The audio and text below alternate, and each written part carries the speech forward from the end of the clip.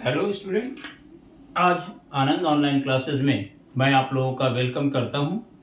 और आज जो हम लोग बात करने बैठे हैं वो बैठे हैं आपको एक बहुत ही इम्पोर्टेंट पोल साइंस का फैक्ट है, जिससे किसी भी कंपटीशंस में, चाहे वो मैट्रिक लेवल हो, चाहे वो इंटर लेवल हो, चाहे बीएसएससी लेवल हो, चाहे यूपीएससी का हो या बीपीएससी का हो, किसी भी एग्जामिनेशंस में इससे क्वेश्चंस तो आना ही है। ये फिक्स्ड है कि एक क्वेश्चंस आपको इस टॉपिक से पूछा जाएगा। तो यहाँ पे हम आज जो बात करेंगे वो करेंगे संयुक्त राष्ट्र संघ पे।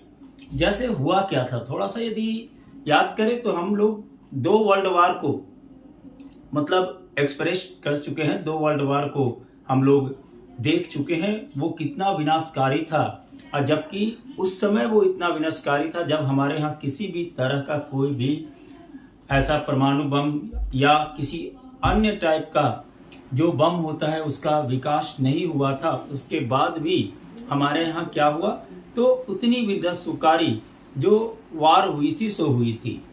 यहाँ पर उसी वार के त्रासदी को देख करके जो होता है, ये प्रथम विश्व युद्ध हुआ था, उस समय भी एक यूनाइटेड नेशंस लीग बनाई गई थी, लेकिन वो सफल नहीं हुआ था। उसी के मद्देनजर जब लोगों ने वर्ल्ड वार सेकंड को 1939 से 45 तक वर्ल्ड वार सेकंड को देखा था, उस समय लोगों की उस समय की जो भयाकीर्ति उत्पन्न हुई थी वह किसी के मनोस्थिति को बदल सकता है।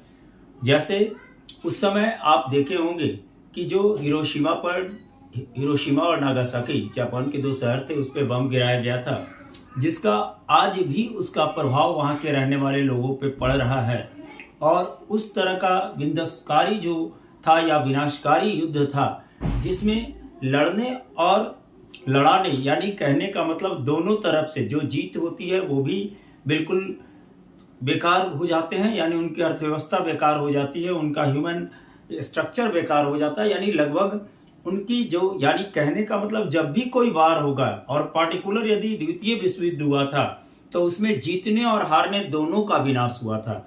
आप देखेंगे कि जर्मनी भी लगभग विनाश की ओर ही चला गया था, और हमारे जो अमेरिका थे, इंग्लैंड थे, ये सब तो बेकार हुए ही थे। और इस जो सेकेंड वर्ल्ड वार में हुआ था उसमें एक और बात नजर आई थी, वो बात फैक्ट नजर आई थी कि उसका डेवलपमेंट लगभग ग्रोथिंग सभी कंट्री का ब्रेक हो गया था, यानी सभी कंट्री जो थे लगभग विनाश की ओर जा रहे थे। और आज के युग में लोगों को ये समझ में आ गया है कि यदि एक भी देश लड़ाई लड़ता है या एक भी देश के द्वारा तीसरी विश्व युद्ध की उत्पत्ति की जाती है तो एक छोटा सा देश भी पूरे पृथ्वी को विनाश कर देगा। आप एक कॉमन सा चीज सोचिए कि आदमी को डेवलपमेंट करने में तो आज तक इतना समय लगा, लेकिन यदि ये डेवलपमेंट जो होता और यदि उस तरह का जो युद्ध होगा या विश्व युद्ध होगा जिसमें परमाणु अग्निशस्त्र को यूज किया जाएगा, तो हो सकता है कि हमारा पृथ्वी 1 मिनट में विनाश हो जाए। इसी से बचने के लिए, चूंकि इसमें पहले ही हम बात कर दिए कि दोनों का विनाश होता है, लड़ने वाले भी मतलब हारने वाले भी विनाश की ओर जाते हैं और जीतने वाले भी विनाश की ओर जाते हैं, उनकी अर्थव्यवस्था बिल्कुल बेकार हो जाती है। जब देखे थे कि जैसे हिटलर और मुसोलिनी का जब लगभग अंत हो गया तो आपको सभी लगभग देश उस समय जो 50 देश थे, 50 कंट्री थे, 50 देश बैठ करके बैठक किए और कहे, और इसमें सबसे प्रमुख भूमिका जो था वो अमेरिका निभाया था। उसने कहा कि अब हम लोग इसके आगे किसी तरह का वर्ल्ड वार ना हो, इसके लिए हम लोग एक ऑर्गेनाइजेशंस बनाते हैं, जिससे क्या होगा कि उसमें युद्ध लड़ने वाले पे रोक लगाई जाएगी या उन्हें तर्कसंगत हम लोग बात को बताएंगे और समझाएंगे। जैसा अभी नजरिया आप देख रहे होंगे कि यूक्रेन में युद्ध हो रही है, यूक्रेन और रूस के बीच जो युद्ध हो रहा है उसमें भले ही कोई देश पक्ष ना ले, लेकिन आपको अंदर की बात से या अंदर से उन लोगों के द्वारा या उन लोगों को क्या की जा रही है, तो यूक्रेन देश को मदद पहुंचाई जा रही है और यूक्रेन देश को पूरे विश्व के लोग नजर डाले हुए हैं कि इस तरह का ना हो जिससे कि तृतीय विश्व युद्ध की फिर उत्पत्ति हो जाए। और इसी बात से बचने के लिए आपके हमारे जो डी रूजवेल्ट थे राष्ट्रपति उस समय, उन्होंने संयुक्त राष्ट्र संघ की स्थापना का प्रस्ताव दिया था। ये क्वेश्चन जनरली आता है। देखिए इसमें इस टॉपिक्स में बहुत अच्छे अच्छे क्वेश्चंस मिलेंगे जो आपको बहुत ही जानना जरूरी है, वो एग्जाम में आता ही है। ठीक है, तो सबसे पहले क्या हुआ, तो देखिए कोई भी संगठन बनेगा, संगठन बनता है तो उसकी कुछ न कुछ चार्टर्ड नियम होती है, कुछ न कुछ उसकी पोर्टफोलियो होते हैं। तो ये नियम और पोर्टफोलियो को फॉलो कराने के लिए इसमें एक चार्टर भी बनाया गया।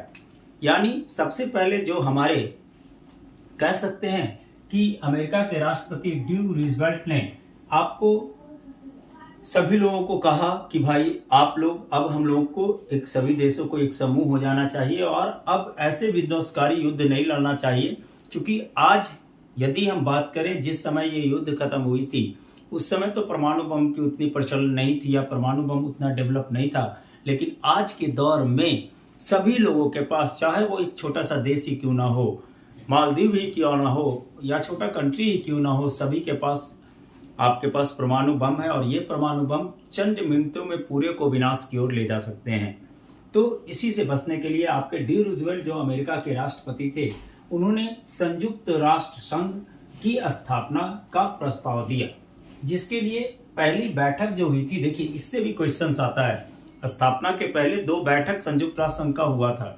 एक बैठक अप्रैल महीने में हुई थी और दूसरा बैठक जून महीने में हुआ था, और तीसरी बैठक में जाकर के आपकी स्थापना हुई थी। यानी पहली बैठक अप्रैल 1945 ईस्वी को हुआ था अमेरिका के सैन फ्रांसिस्को में, और अमेरिका के सैन फ्रांसिस्को में उस समय लगभग 50 देश शामिल हुए थे। बाद में चलकर एक पोलैंड देश, जो पोलैंड के कारण ही द्वितीय विश्व युद्ध हुई थी, वो पोलैंड कंट्री जो है वो भी आपको शामिल हुआ था उसमें। और आज वर्तमान स्थिति ऐसी है कि लगभग हम लोगों के यहाँ 200 देश है पूरे वर्ल्ड में, उसमें से 193 वर्ल्ड के देश जो हैं, 193 देश जो हैं वो आपका क्या है, तो अभी वर्तमान सदस्य हैं हमारे संयुक्त राष्ट्र संघ में। तो इनकी पहली बैठक कब हुई थी? अप्रैल 1945 ईस्वी को, और उसमें जो किया गया सैन फ्रांसिस्को शहर में हुआ अमेरिका का, और वहां पे जो बैठक की गई उस बैठक में कहा, ये प्रस्तावित किया गया कि नहीं भाई चलो हम लोग एक ऐसा ऑर्गेनाइजेशंस बनाएंगे जो पूरे इंटरनेशनल लेवल पे चलेगा। दूसरा, इसकी स्थापना के बाद दूसरा जो चार्टर बनाने के लिए कि आखिर ये किस नियम कानून से काम करेगा, आखिर एक किसी भी देश को चलाने के लिए उसकी अपनी एक संविधान होती है। उसी तरह से संयुक्त राष्ट्र संघ को बनाने के लिए, संयुक्त राष्ट्र संघ को उत्पन्न करने के लिए, संयुक्त राष्ट्र संघ को अपने कार्यवाही को करने के लिए एक चार्टर बनाया गया, और वो चार्टर बना 26 जून 1945 ईस्वी को। जिस समय चार्टर बनी उस समय पोलैंड भी आकर आपका सदस्य हो गया, और उस समय चार्टर बनने के समय 51 यानी 51 देश इसके सदस्य देश थे। और अंत में चलकर 24 अक्टूबर 1945 ईस्वी को संयुक्त राष्ट्र संघ की स्थापना हुई, और उसमें जो स्थापना के समय जो देश थे धीरे धीरे वो बढ़ता चला गया, और भारत जो था इसकी स्थापना के पहले से ही, यानी पहली बैठक से ही संयुक्त राष्ट्र संघ का सदस्य बनने के लिए पूरा अग्रसर था और बना। क्योंकि भारत देश जो है वो युद्ध पे विश्वास नहीं रखता है, वो शांति पे विश्वास रखता है, इसलिए उसने अपनी आज़ादी के पहले ही आपको क्या किया था, तो संयुक्त राष्ट्र संघ का सदस्य बन गया था। यानी ये कब बना, तो आपका उसी समय जिस समय इसकी स्थापना हुई उसी समय से भारत इसका सदस्य था। अब सवाल उठता है कि इसकी स्थापना तो समझ में आ गई, 24 अक्टूबर 1945 ईस्वी को हुआ था। इसका चार्टर कब बना, ये 3 डेट जरूर याद रखेंगे। कौन सा डेट एग्जाम में पूछ देगा कोई नहीं, यानी पहली बैठक कब हुई, दूसरी बैठक जिसमें चार्टर बनी वो किस तिथि को हुई थी, और अंतिम जो हुआ वो आपका स्थापना कब हुआ था। अब देखिए, जब आपका कानून बन गया, नियम बन गया, तो भाई एक किसी भी चीज में या किसी भी देश का या किसी भी संगठन का एक यूनिक फ्लैग होता है। तो इस फ्लैग पे भी क्वेश्चन जनरली आते हैं, एक ध्यान दीजिएगा, इसका फ्लैग कैसा होता है। तो आप झंडा देखे होंगे, हम लोग का ट्राई कलर है, वो इसमें जो झंडा था वो क्या था, तो आपका ब्लूइश कलर का। ध्यान दीजिएगा, ये ऐसा झंडा यदि है तो इसकी पृष्ठभूमि ब्लूइश कलर की थी और 3 सर्किल था इसमें, ठीक है, जिसमें पूरे वर्ल्ड का नक्शा बना हुआ था। और इसमें जो वर्ल्ड का नक्शा था, इसके दोनों ओर जैतून यानी ओलाइव का क्या था आपका, तो ओलाइव की टहनियां यानी शाखाएं थी, जो कि शांति का प्रतीक है। बात समझ में आ रहा है। ठीक है, एक बात हमेशा याद रखिएगा कि संयुक्त राष्ट्र संघ ये क्या था, तो इंटर गवर्नमेंटल एजेंसी है, इंटरनेशनल कह सकते हैं, गवर्नमेंटल एजेंसी है। ये कोई किसी की बपौती नहीं है कि अमेरिका यदि अस्थायी सदस्य है तो अमेरिका उसका होगा। लेकिन हाँ, एक बात नजर आएगा जब अभी हम बात करेंगे, तो ये एक तरह से जो उसमें 5 सदस्य जो अस्थायी राष्ट्र रहेंगे उनका ये हाथ का कठपुतली बनी हुई है। और ये भी कहा जाता है कि जो ज्यादा, अब ये बात करेंगे थोड़ा सा और आगे, पहले बढ़ी लीजिए, ठीक है। तो इसमें क्या होता है, पृष्ठभूमि हल्का नीला होता है, अंदर 3 वृत्त होते हैं, इसके अंदर वर्ल्ड का नक्शा एवं 2 जैतून की शाखाएं होती हैं। अब ये जैतून की शाखाएं कैसी होती है, तो शांति का प्रतीक होता है। एक बात आप हमेशा याद रखिएगा, इस बात को कभी भूलने की जरूरत नहीं है कि इसमें क्वेश्चंस आ जाते हैं कि भाई झंडा का रंग कौन सा होता है, तो हल्का नीला होता है। इसमें किसकी बनी हुई है चित्र, तो पूरे वर्ल्ड की बनी हुई है। इसमें दोनों ओर झंडे के, जो वर्ल्ड के दोनों ओर किसकी शाखाएं हैं, तो जैतून की शाखाएं हैं। कितनी शाखाएं, तो 2 शाखाएं हैं। जैतून की शाखाएं किसका प्रतीक है, तो शांति का प्रतीक है, ठीक है। चलिए, ये सब क्वेश्चंस मतलब हर ग्रुप से आपको इस तरह से मैं सेटल किया हूं कि एक क्वेश्चन आपका डेवलप हो जाएगा। और ध्यान दीजिएगा, जब भी वीडियो को आप ध्यान से सुनिएगा, ठीक है। चलिए अब आगे बात करते हैं। आगे बात किए कि भाई झंडा बन गया, स्थापना हो गई, इसका हेड क्वार्टर कहाँ है, तो एक संगठन को छोड़ करके इसका एक जो आपका भाग मिलेगा या इसका अंग है उसको छोड़कर बाकी जितनी भी आपका संयुक्त राष्ट्र संघ की संगठन का जो भी मतलब कार्यालय होगा या ऑफिसेज हैं, वो सब आपका न्यूयॉर्क शहर में ही है, अमेरिका के न्यूयॉर्क शहर में ही है। एक सिर्फ अंतर्राष्ट्रीय न्यायालय को छोड़कर बात कर रहे हैं अभी वहां पे, यानी इसका हेडक्वार्टर कहाँ है, तो न्यूयॉर्क अमेरिका में है। और चूंकि इसकी स्थापना 24 अक्टूबर 1945 ईस्वी को हुई थी, इसलिए इसको हम लोग 24 अक्टूबर को यूएनओ दिवस के रूप में भी मनाते हैं, ठीक है। अब सवाल उठा कि इसमें कितनी भाषाओं की मान्यता दी गई है, इसमें कितनी भाषाओं की मान्यता दी गई है, तो आप याद रखिएगा 6 भाषाओं की मान्यता दी गई है। इसको याद करने का एक तरीका हम आपको बताते हैं। जैसे पहला भाषा अरबी है, दूसरा चाइनीज है, तीसरा इंग्लिश है, चौथा फ्रेंच है, 5वां रशियन है और 6ठा स्पेनिश है। यानी ACEFRS, ACEFRS, ये याद रखेंगे आप शॉर्टकट में, ACEFRS। और जो कार्यालय में जो भाषा होती है, कार्यकारी भाषा होती है, ये बीच वाला होता है, यानी कौन सा, इंग्लिश और फ्रेंच। जनरली स्टूडेंट कंफ्यूज करके कुछ और मार देते हैं, तो हमेशा याद रखिएगा कि इसकी 6 भाषाएं हैं जिनको की मान्यता प्राप्त किया गया है, यानी इनको मान्यता दिया गया है। वो 6 भाषाएं कौन कौन से हैं, अरबी, चाइनीज, इंग्लिश, फ्रेंच, ठीक है, रशियन और स्पेनिश। और इसमें कार्यकारी भाषा कौन सा है, तो अंग्रेजी और फ्रेंच। अब अंग कितने हैं, अब देखिए, कार्यकारी भाषा समझ रहे हैं, क्योंकि आप फॉर ये मत समझ जाइए कि अरबी फॉर अरबी अमेरिकन लैंग्वेज नहीं, चूंकि अमेरिका में तो इंग्लिश बोली ही जाती है, ठीक है। अमेरिका का लैंग्वेज जो है वो इंग्लिश है, तो इसलिए यहाँ पे अंग्रेजी एवं फ्रेंच भाषा हो गई। अब सभी कंट्री के तो भाषा को लेना संभव नहीं था, तो इसलिए क्या किया गया, एक आइडेंटिकल वे लिया गया कि कौन सा लैंग्वेज लगभग सभी देशों में बोली जाती है, तो अंग्रेजी सभी देशों में बोली जाती थी, इसलिए उस भाषा को रख दिया गया। अब देखा गया कि किस भाषा का जहां अंग्रेजी ना बोल करके फ्रेंच बोली जाती है या बोलबाला है, तो फ्रेंच का, तो इसलिए आपको 2 भाषा रखा गया। अब संयुक्त राष्ट्र संघ में कितने अंग हैं, तो 6 अंग हैं। पहला इसका सबसे प्रमुख महासभा। ये महासभा क्या करता है, तो इसके सभी सदस्य राष्ट्र सदस्य होते हैं, यानी अभी 193 है हमारे पास सदस्य राष्ट्र, तो इसके कितने राष्ट्र होंगे, 193 सदस्य होंगे, जिसमें क्या है, तो कम से कम एक सदस्य इसके मीटिंग में जाएगा हर देश का, या ज्यादा से ज्यादा 5 सदस्य जा सकते हैं।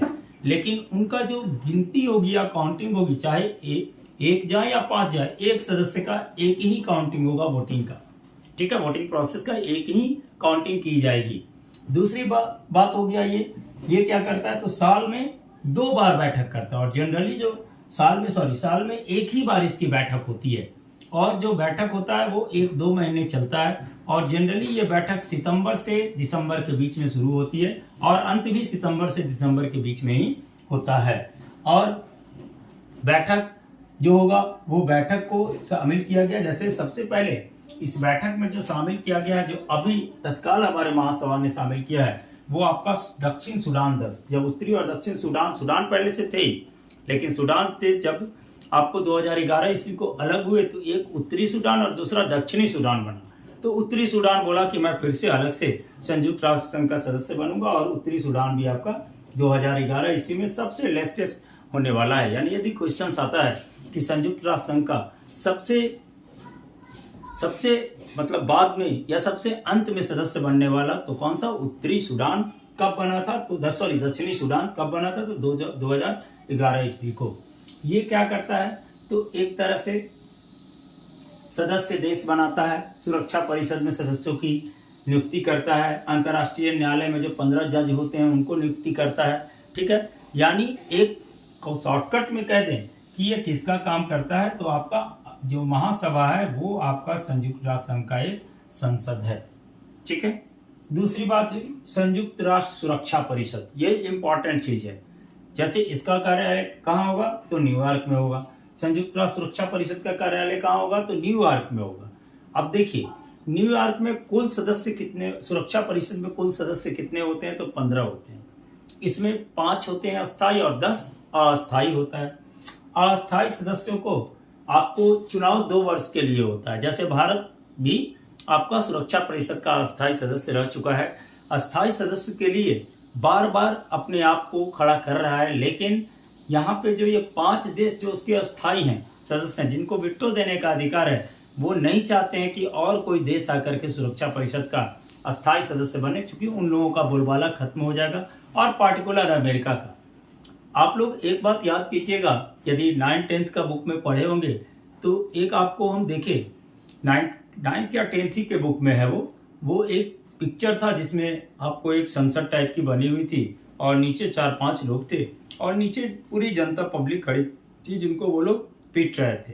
तो वहां पे इसी का फिगर दिखाया गया कि ये संयुक्त राष्ट्र संघ है। वही टॉपिक्स के लम्स वहां बात की गई है, संयुक्त राष्ट्र संघ। और संयुक्त राष्ट्र संघ का जो अस्थायी सदस्य है वो सबसे हाई लेवल पे है, और जितने भी अधीनस्थ हैं उनके अंडर में है। यानी वो 5 ही है जो मेन बना हुआ है, भले आपको दिखाई दे या नहीं दे, इनविजिबल फॉर्म में है, लेकिन सत्य है कि ये 5 लोग वहां पे शामिल हैं।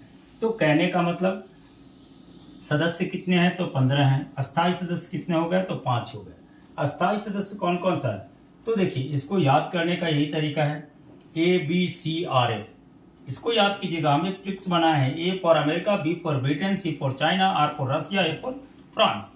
ये अस्थायी सदस्य हैं, और जो शुरू से ही अस्थायी बने हुए हैं, और किसी को अस्थायी बनने भी नहीं देते हैं, क्योंकि इन्हीं सदस्यों में जो अस्थायी सदस्य उनको विटो का अधिकार है।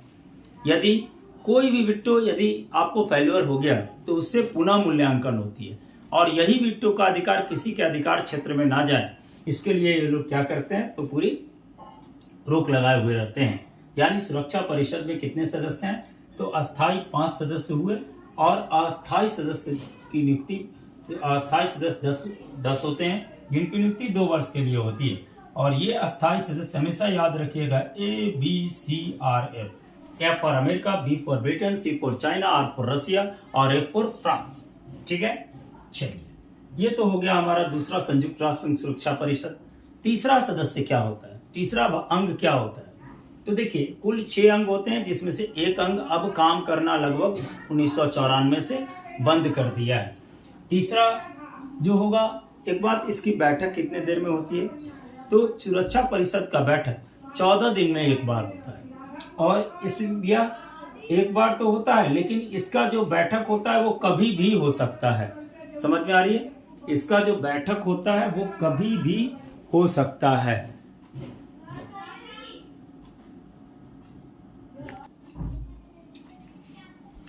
चलिए तो अब बात करते हैं कि जैसे सदस्य देश हो गया, संयुक्त राष्ट्र सुरक्षा परिषद का बात कर लिए, तो यानी कितने सदस्य होते हैं, तो 15 सदस्य होते हैं। और अस्थायी सदस्य कौन होते हैं, तो 5 आपके अस्थायी सदस्य होते हैं और 10 अस्थायी सदस्य होते हैं। इनको एक अस्थायी सदस्यों को एक विटो का यूज करने का अधिकार है, और इसी का ये लोग नाजायज फायदा उठाते हैं, और अमेरिका भी यही उठा रहा है।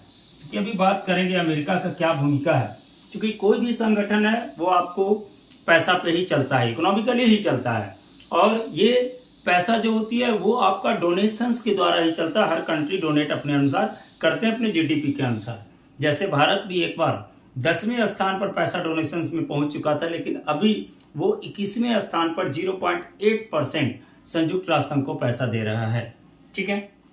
अब दूसरी बात हुई सुरक्षा परिषद का बैठक 14 दिन में एक बार होगा। तीसरा जो है वो सचिवालय है। तो सचिवालय क्या है? जैसे कहीं का देखेंगे, किसी भी संगठन का यदि कार्य करता है या देखभाल कार्यों का करता है तो वो एक उसके लिए सचिवालय होती है। यानी कह सकते हैं कि संयुक्त राष्ट्र संघ का तीसरा अंग जो है वो सचिवालय है, जो एक प्रशासनिक कार्य देखने वाला है। इसके अधिकारी को हम लोग क्या कहते हैं? तो ये अधिकारी, इसके जो मुख्य अधिकारी होता है वो महासचिव कहा जाता है, जो 5 वर्ष के लिए नियुक्त होते हैं और इनकी नियुक्ति महासभा सुरक्षा परिषद के सिफारिश पर महासभा के द्वारा की जाती है। हमेशा याद रखेंगे कि सचिवालय क्या होता है, तो सचिवालय उसके प्रशासनिक कार्य को देखने वाले होते हैं और इसीलिए कह देते हैं कि सचिवालय क्या करता है, तो उसके प्रशासनिक कार्य को तो देखता ही है, साथ में उसके जितने भी कार्य होते हैं, चाहे जिसका भी हो, जो भी संगठन का काम होगा, सब यहाँ पे निर्देशित होगा। ठीक है। और इसमें जो महासचिव होते हैं और वो 5 वर्ष के लिए ही नियुक्त होते हैं। इसके पहले वो त्याग पत्र दे सकते हैं और इसके बाद भी यदि चाहें तो महासचिव दोबारा भी बन सकते हैं। इसके बाद जो चौथा अंग हुआ मेरा, देखिए कोई भी चीज है, अब अंतर्राष्ट्रीय स्तर पर यदि किसी तरह का युद्ध होता है या वार होता है या वाद विवाद होता है तो उसको सुलझाने का अधिकार किसे दिया गया है? तो अंतर्राष्ट्रीय न्यायालय को दिया गया है। अब यह अंतर्राष्ट्रीय न्यायालय क्या है? तो यानी एक तरह से कह सकते हैं कि जस्टिस का कोरम है, जस्टिस देने की। अब जस्टिस किसी तरह के भी होता है, यदि 2 आदमी के बीच झगड़ा हो रहा है तो वो भी एक जस्टिस देना है। यदि कोई संगठन काम करते हैं और उससे फुलफिल नहीं होते हैं तो उनके बीच भी, या कोई संगठन से रोष या संगठन से दुखित हो गया तो उसको भी ये मनमुटाव को दूर करने का काम करता है, यानी जजमेंट देता है, यानी आपको पूरे तरह का कार्य देखता है और अंतर्राष्ट्रीय यानी अंतर्राष्ट्रीय न्यायालय का कार्य देखता है। अब इसकी हेडक्वार्टर कहाँ है? तो द हेग नीदरलैंड में है। यही ऐसा संयुक्त राष्ट्र संघ का संगठन है, यही एक ऐसा संयुक्त राष्ट्र संघ का संगठन है जिसका हेडक्वार्टर अमेरिका में ना होकर के उसके अलग जगह पे है। इसलिए बराबर क्वेश्चन आता है कि अंतर्राष्ट्रीय न्यायालय का हेडक्वार्टर कहाँ है? तो द हेग नीदरलैंड में है। इसमें जजों की संख्या कितनी होती है? तो 15 होती है। लेकिन जब भी जज का कोरम बैठेगा तो इसमें कम से कम 9 सदस्य होने चाहिए। कम से कम 9 सदस्य होगा तो ही कोरम बैठेगा, अन्यथा नहीं। और एक बार ये क्वेश्चन बराबर आता है कि जजों की, अंतर्राष्ट्रीय न्यायालय में जजों की संख्या कितनी है? तो बोलते हैं 5 वर्ष। फिर क्वेश्चन आता है कि अंतर्राष्ट्रीय न्यायालय में जो जज या जो कोरम चलाने के लिए कितने जजों की आवश्यकता पड़ेगी? तो 9 जजों की आवश्यकता पड़ेगी। कार्यकाल कितने वर्ष का होता है? तो एक बात हमेशा याद रखिएगा, कार्यकाल इसका 9 वर्ष का होता है। अंतर्राष्ट्रीय न्यायालय में जो जज नियुक्त होते हैं उनके कार्यकाल 9 वर्ष का होता है। आज तक हमारे देश से 4 व्यक्ति जो हैं वो आपको अंतर्राष्ट्रीय न्यायालय में गए हैं और उन 4 में एक ऐसे हैं जो डॉक्टर नागेंद्र सिंह थे। वो एक ऐसे व्यक्ति थे जो वहां गए, अंतर्राष्ट्रीय न्यायालय में गए, जज की कोरम में गया, साथ में वो अध्यक्ष और उपाध्यक्ष दोनों बने हैं। Nagendra Singh international court of justice के क्या रहे हैं? तो अध्यक्ष और उपाध्यक्ष दोनों रहे हैं। अक्सर क्वेश्चन आता है कि अंतर्राष्ट्रीय न्यायालय में भारत के पहले अध्यक्ष संयुक्त राष्ट्र संघ में कौन रहे थे? तो संयुक्त राष्ट्र संघ के अंतर्राष्ट्रीय न्यायालय में नागेंद्र सिंह पहले अध्यक्ष रहे थे। इसके अलावा आपको दलबीर सिंह 2 बार वहां अंतर्राष्ट्रीय न्यायालय का जज बन चुके हैं। दूसरा बीजे रावत और आर.एस. पाठक। ये 4 में से नागेंद्र सिंह एक ऐसा आपको जज थे जो आपको कितने बार बैठे हैं? तो 4 बार बैठक में काम किए हैं। अब सवाल है कि कोई भी काम होगा, कोई भी संगठन बनेगा तो उसको इकोनॉमिकली स्ट्रांग तो होना ही पड़ेगा, यानी आर्थिक भी चाहिए। तो आर्थिक के लिए देखिए, एक आपका है आर्थिक एवं सामाजिक परिषद, इकोनॉमिकल सोशल ऑर्गेनाइजेशंस काउंसिल। अब ये क्या करता है आपका? ये देखिए, इसके सदस्य होते हैं जो 54 सदस्य होते हैं। ये भी याद करने वाली चीज है कि अंतर्राष्ट्रीय एवं सामाजिक ये परिषद में कितने सदस्य होते हैं, तो 54 होते हैं, जिनका कार्यकाल 3 वर्षों का होता है। ठीक है, आर्थिक एवं सामाजिक परिषद के जो सदस्य होते हैं वो 54 सदस्य नियुक्त होते हैं, जिनकी कार्यकाल 3 वर्ष की होती है। लेकिन इस आर्थिक एवं सामाजिक परिषद में इसको एक अध्यक्ष भी अध्यक्षता करते हैं, जिनकी कार्यकाल 1 वर्ष होती है। ये भी बहुत डाउटफुल क्वेश्चन होता है और बराबर आता है, लोग कंफ्यूज करते हैं। इस बात को भी याद रखिएगा कि आर्थिक एवं सामाजिक परिषद में 54 सदस्य और उसमें से एक अध्यक्ष चुना जाता है। इस अध्यक्ष का कार्यकाल 1 वर्ष का होगा, जबकि सदस्यों की कार्यकाल 3 वर्ष की होगी। समझ रहे हैं? अब ये नाम ही से तो क्लियर हो गया कि आर्थिक एवं सामाजिक परिषद क्या होगा। तो आर्थिक एवं सामाजिक परिषद आर्थिक एवं सामाजिक स्थिति को देखेगा कि क्या उसकी आर्थिक एवं सामाजिक स्थिति ठीक है या नहीं है। एक छठा जिसका कि अभी जरूरत नहीं है वो है न्यास परिषद यानी ट्रस्टीशिप काउंसिल। ठीक है, ये कब से काम कर रहा है? तो 1994 से काम में नहीं है, यानी कह सकते हैं, इसीलिए हम लोग कहते हैं कि संयुक्त राष्ट्र संघ में आप 5 ही जो आपका अंग है वो काम कर रहा है, छठा अंग लगभग बंद हो गया। इसका सबसे अंत में ये बना था किसके लिए? तो न्यास परिषद बना था कि जो युद्ध में द्वितीय वर्ल्ड वार हुई है और उसमें जो बहुत पिछड़े देश होंगे जिनके पास किसी तरह की कोई सुविधा नहीं होगी, तो वो अपना शासन पद्धति को चलाएंगे और इसी के लिए ये बनाया गया। लेकिन जब मकाऊ जो अंतिम देश था मकाऊ 1994 ईस्वी को बिल्कुल अपने आप को स्वतंत्र कर लिया, तो उस समय से क्या हो गई, न्यास परिषद का कोई काम नहीं बचा। यानी ये भी एक अच्छा सा क्वेश्चन है कि ट्रस्टीशिप काउंसिल न्यास परिषद क्या अभी सुरक्षा परिषद का अंग है? तो सुरक्षा परिषद का ये तो अंग है, लेकिन ये कह देंगे कि ये पूरी कार्य मतलब अभी भी चल रहा है, वो लगभग बंद हो चुका है, ये इसका अभी भी कोई भी कार्यवाही इसके पास नहीं है। अब सवाल उठता है कि हमने पहले ही बोला कि इसके पास पैसा कहां से आता है। तो देखिए, सबसे ज्यादा पैसा देने वाला अमेरिका 22% देता है, इसीलिए इसका बोलबाला है। कहा जाता है ना कि जिसके पास पैसा है वो बहुत धनी आदमी है, तो वो उसकी बोलबाला है। चाइना 11% देता है, जापान 8%, जर्मनी 6% और इंडिया 0.8% इस बार दिया है, जो कि पैसा देने के क्रम में यदि कहा जाए तो इसका स्थान जो है वो 21वां स्थान प्राप्त होता है। ठीक है, आप फिर से एक बार हम पूरे रिकैप कर देते हैं, आप हमारे वीडियो को ध्यान से देखिएगा। संयुक्त राष्ट्र संघ का जितना भी क्वेश्चन था लगभग सबको हम इसमें सेलेक्ट कर दिए हैं। पहला बात कि संयुक्त राष्ट्र संघ के संस्थापक कौन थे? तो अमेरिका के राष्ट्रपति डी रूजवेल्ट। इसकी पहली बैठक कब हुई? तो अप्रैल 1945 ईस्वी को अमेरिका के फ्रांसिस्को में। चार्टर कब बनाया गया? तो 22 जून 1945 ईस्वी को बनाया गया, जिस समय 50 कंट्री अब प्लस पोलैंड के शामिल होने से 51 सदस्य देश थे। भारत इसका उत्पत्ति के समय से ही सदस्य देश रहा है।